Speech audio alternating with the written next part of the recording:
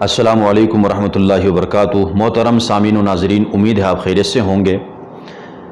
درس قرآن اور خلاصہ قرآن کا 11واں سیشن ہے۔ 11ویں پارے کا خلاصہ آپ کے سامنے پیش کریں گے۔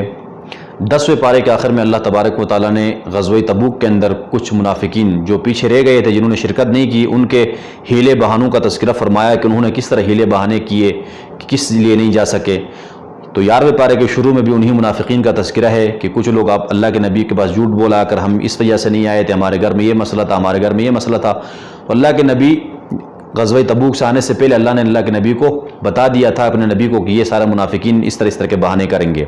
تو ان کا تذکرہ یہاں پر ہے، اور مہاجرین اور انصار کا بھی تذکرہ ہے، اور پھر آگے جا کے وَآخَرُونَ اعْتَرَفُوا بِذُنُوبِهِمْ خَلَطُوا عَمَلًا صَالِحًا وَآخَرَ سَيِّئًا۔ دراصل میں غزوہ تبوک میں جس طرح منافقین نہیں گئے، منافقین سے تو چلو نہیں گئے بات بنتی ہے، لیکن کچھ مسلمان بھی پیچھے رہ گئے تھے۔ 10 صحابہ کرام پیچھے رہ گئے تھے غزوہ تبوک میں شرکت کرنے سے۔ تو ان میں سے 7 نے یہ کیا کہ اللہ کے نبی کے آنے سے پہلے مسجد نبی میں ستونوں کے ساتھ اپنے آپ کو باندھ لیا کہ جب تک اللہ کے نبی ہمیں معاف نہیں کرتے ہیں اس وقت تک ہم یہاں بندے رہیں گے۔ اللہ کے نبی آئے اور ان کو بہر صورت معاف کر دیا، ان کی ندامت کو دیکھتے ہوئے۔ 3 ایسے تھے جنہوں نے اللہ کے نبی کے پاس آ کر اپنا جو جرم کا اعتراف کیا۔ 3 صحابہ نے، انہوں نے کہا کہ ہمارے پیچھے رہنے کی کوئی وجہ نہیں تھی، بس ہم اپنی سستی میں غفلت کی وجہ سے پیچھے رہ گئے ہیں۔ اس میں ایک تھا ہلال ابن امیہ، دوسرے صحابی تھے مرارہ ابن ربیع، اور تیسرے تھے کعب ابن مالک رضی اللہ عنہم۔ یہ ان کا واقعہ یہاں پر ذکر ہے، اللہ تعالیٰ نے کیسے ان کی توبہ قبول کی، ان کا ذکر۔ اور ان سے پہلے اللہ تعالیٰ مسجد ضرار کا ذکر فرما رہے ہیں، والذین اتخذوا مسجدا ضرارا وکفرا وتفریقا بین المؤمنین وارصادا لمن حارب اللہ ورسولہ، کہ کچھ لوگوں نے مل کر اسلام کے خلاف سازش کے طور پر ایک جگہ مسجد کے نام سے تعمیر کی، وہ فتنوں اور فساد کا گڑھ بنانا چاہ رہے تھے اسلام کو مٹانے کے لیے۔ اللہ کے نبی سے بھی درخواست کی منافقین نے کہ یا رسول اللہ آپ یہاں پر آ کے 2 رکعتیں پڑھیں، برکت ہو جائے گی۔ اللہ کے نبی نے کہا میں غزوہ تبوک سے واپسی پر یہاں نماز پڑھوں گا، لیکن غزوہ تبوک سے واپسی پر اللہ کے نبی کو اللہ نے بتا دیا کہ یہ مسجد نہیں ہے، یہ تو فتنوں کی گڑھ ہے، تو لہٰذا اس کو ختم کیا جائے۔ تو پھر صحابہ کو بیچ کر اللہ کے نبی نے ان کو مدہدم کیا،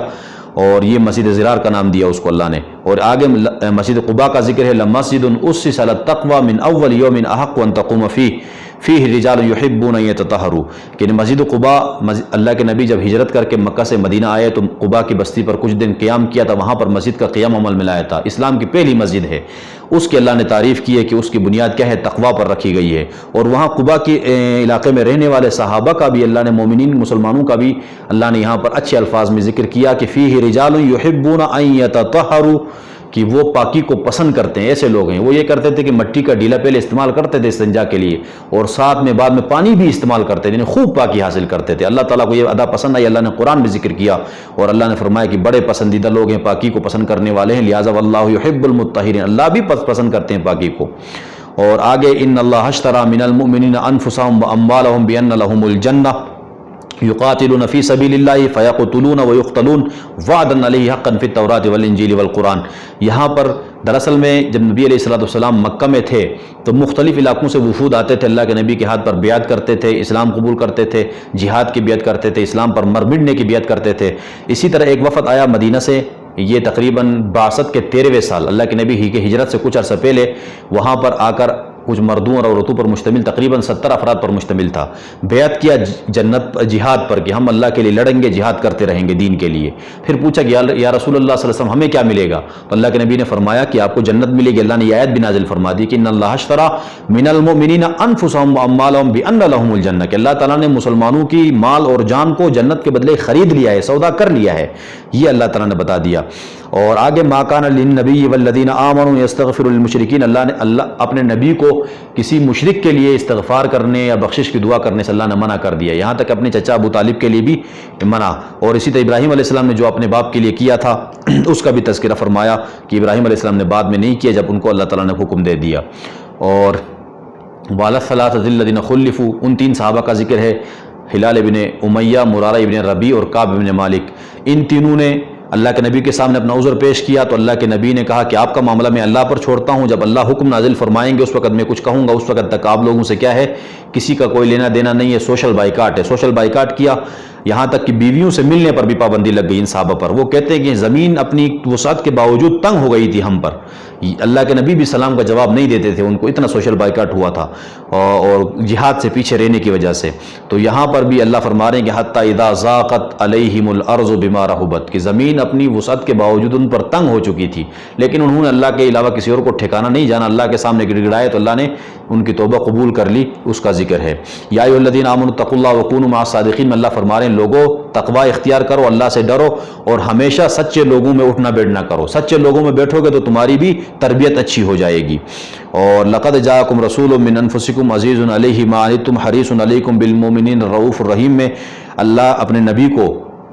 بتا رہے ہیں، مومنین کو بتا رہے ہیں کہ نبی علیہ السلام مسلمانوں کے بارے میں بڑے حریص ہیں، اور اللہ کے نبی کو تسلی بھی دی جا رہی ہے کہ آپ پریشان نہ ہو جس طرح کی تکالیف آپ کو آ رہی ہیں، اور اس طرح کی تکالیف تو پہلی امتوں اور پہلے نبیوں کو بھی آئی ہے، تو بس اللہ آپ کے لیے کافی ہے، آپ کا کام دعوت پہنچا دینا ہے، ایمان لانا نہ لانا، ہدایت دینا نہ دینا یہ اللہ کے ہاتھ میں، وہ ایمان لائے نہ لائے ان کے اختیار میں ہے، آپ نے ان کو ہدایت نہیں دے سکتے۔ انک لا تہدی من احببت ولکن اللہ یہدی من یشاء، ہدایت اللہ کے ہاتھ میں ہے۔ سورہ یونس اس کا نام پڑا اس لیے کہ اس کے اندر یونس علیہ السلام کی قوم اور یونس علیہ السلام کا ذکر ہے، اور اس سورت کے شروع میں اللہ تعالیٰ نے مشرکین کے اعتراض کو دفع کیا۔ مشرکین یہ اعتراض کرتے تھے اکان للناس عجبا ان اوحینا الی رجل منہم، کہ ہمارے پاس ہم ہی میں سے انسان نبی بن کر کیسے آئے، فرشتے کیوں نہیں آئے؟ اللہ نے فرمایا کہ فرشتے آتے تو کیسے تم ان کی تقلید کرتے، کیسے ان کے نقش قدم پر چلتے؟ وہ کھاتے نہیں ہیں، پیتے نہیں ہیں، سوتے نہیں ہیں، ان کے ساتھ تو ضروریات زندگی نہیں ہے، تو وہ پھر آپ کو کیسے دین سکھا سکتے تھے؟ وہ آپ کے لیے عملی نمونہ کیسے بن سکتے تھے؟ انسانوں کے لیے تو انسان ہی نبی ہو سکتا ہے۔ اور پھر آگے دلائل توحید بتا دی، آسمان اور زمین کا پیدا کرنا، اور پھر اسی طرح چاند اور سورج کا پیدا کرنا، ان کا گردش میں گھومنا، یہ سارے اللہ تعالیٰ دن اور رات کا آنا، اور یہ سارے کے سارے اللہ تعالیٰ کی قدرت کی نشانیوں میں سے ہے۔ اور اس کے بعد اللہ تعالیٰ فرما رہے ہیں کہ یہ مشرکین جو ہے، یہ ایک مشرکین کا ایک عقیدہ تھا، وہ کہتے تھے اللہ بھی خدا ہے، رب ہے، لیکن اللہ تعالیٰ نے نیچے زمین کے اندر یہ جو بت ہیں ان کو اپنا وہ بنایا، نائب بنایا ہے، ان کو راضی کرو گے تو وہ راضی ہو جائے گا۔ تو اللہ تعالیٰ فرما رہے کہ آپ ان سے پوچھو کہ قل من یرزقکم من السماء والارض ام من یملک السمع والابصار ومن یخرج الحی من المیت ویخرج المیت من الحی ومن یدبر الامر فسیقولون اللہ فقل افلا تتقون۔ ان سے پوچھو کہ رزق کون دیتا ہے، سنتا کون ہے، دیکھتا کون ہے تمہارے سب کچھ، اور تمہیں مردہ کون کرتا ہے، زندہ کون کرتا ہے، زندگی اور موت کس کے ہاتھ میں ہے، اور یہ سارا نظام ان سے پوچھو تو وہ کہیں گے اللہ تعالیٰ کے ہاتھ میں ہے۔ تو پھر ان سے پوچھو کہ جب ساری چیزیں خالق مالک رازق سب اللہ ہے تو پھر سجدہ بھی اسی کو کرو، عبادت بھی اسی کو کرو، کسی اور کے سامنے کیوں جھکنا ہے؟ اور ام یقولون افترا قل فاتوا بعشر سور مثلہ وادعوا من استطعتم من دون اللہ ان کنتم صادقین کے اندر کفار کو چیلنج دیا۔ وہ کہتے تھے کہ یہ قرآن اللہ کے نبی نے اپنی طرف سے بنایا ہے، تو اللہ نے قرآن کے اندر 3 چیلنجز دیے۔ پہلے چیلنج دیا کہ دیکھیں اگر یہ محمد نبی علیہ السلام امی ہے، کسی سے پڑھا لکھا نہیں ہے، اس کے باوجود اتنا بہترین کلام بنا کر لا سکتے ہیں، تو آپ تو بڑے فصیح اور بلیغ لوگ ہیں، پھر آپ تو اس سے اچھا بھی بنا سکتے ہو، تو ساری کفار دنیا کے کفر مل کر بھی اس طرح کا قرآن بنا کر لاؤ۔ جب وہ چیلنج قبول نہیں کیا تو اللہ نے فرمایا کہ 10 سورتیں بنا کر لاؤ، بعشر سور مثلی۔ جب وہ بھی قبول نہیں کیا اللہ نے کہا بصورت مثلی، ایک صورت تو بنا کر لاؤ، لیکن قیامت تک کوئی اس چیلنج کو قبول نہیں کر سکتے، کیونکہ قرآن معجز کلام ہے، اللہ کا معجزہ ہے جس کا مقابلہ انسانوں کی بس کی بات نہیں ہے۔ اور آگے اللہ تعالیٰ نے نوح علیہ السلام کا ذکر فرمایا کہ نوح علیہ السلام نے کس طرح قوم کو دعوت دی، انہوں نے نہیں مانا، اللہ نے ان کے قوم کو کس طرح غرق کیا۔ پھر موسیٰ علیہ السلام ثم بعثنا من بعدہ رسلا الی قومہم کے بعد بہت سے انبیاء کا تذکرہ، پھر ثم بعثنا من بعدہ موسیٰ و ہارون، موسیٰ علیہ السلام اور ہارون اور فرعون کا تذکرہ کہ موسیٰ اور ہارون علیہ السلام کو جب بھیجا گیا فرعون کی طرف اور فرعون نے نہیں مانا، سرکشی کی، تو اللہ تعالیٰ نے کیسے وجاوزنا ببنی اسرائیل البحر فاتبعهم وفرعون وجنودہ بغیا وعدوا حتی اذا ادرکہ الغرق، یہاں تک کہ اللہ نے ان کو غرق کر دیا تو وہ ایمان لے آئے تھے فرشتوں کو دیکھ کر، موت کو دیکھ کر، آمنت انہ لا الہ الا الذی آمنت بہ بنو اسرائیل وانا من المسلمین۔ اللہ نے فرمایا الان وقد عصیت قبل وکنت من المفسدین، اب یہ ایمان معتبر نہیں ہے اس لیے کہ عذاب کے فرشتوں کو آپ نے دیکھ لیا ہے، عذاب آنے سے پہلے ایمان لاتے تو چلو معتبر ہوتا۔ اور آگے اللہ تعالیٰ نے یونس علیہ السلام کی قوم کا ذکر کیا کہ فلولا کانت قریۃ آمنت فنفعها ایمانها الا قوم یونس، کسی بھی قوم نے عذاب آنے سے پہلے ایمان نہیں لایا، توبہ نہیں کی، سوائے یونس علیہ السلام کی قوم کے، عذاب آنے سے تھوڑے وقت پہلے انہوں نے توبہ کی، اللہ کو منایا تو اللہ نے عذاب کو کیا کر دیا، ٹال دیا، اس کا ذکر ہے۔ اور سورہ یونس کے آخر میں اللہ تعالیٰ فرما رہے ہیں قل یا ایھا الناس قد جاءکم الحق من ربکم فمن اہتدی فانما یہتدی لنفسہ ومن ضل فانما یضل علیہا، کہ تمہارے پاس حق پہنچ چکا ہے قرآن کی شکل میں، رسول اللہ کی شکل میں، اب اس کے بعد جو ہدایت کا راستہ اختیار کرے گا وہ بھی اپنے فائدے کے لیے، جو گمراہی کا راستہ اختیار کرے گا وہ بھی اپنے نقصان کے لیے، اللہ کا کوئی نقصان نہیں ہوگا، رسول اللہ کا کوئی نقصان نہیں ہوگا، لہٰذا اس لیے اپنی مرضی سے فمن شاء فلیؤمن ومن شاء فلیکفر، یہ اللہ تعالیٰ نے ترازو رکھا ہے۔ تو سورہ ہود ہے، اور سورہ ہود اور 12ویں پارے کا خلاصہ انشاءاللہ اگلے سیشن میں بیان کریں گے۔ اللہ تعالیٰ ہم سب کو عمل کرنے کی توفیق عطا فرمائے۔ السلام علیکم ورحمۃ اللہ وبرکاتہ۔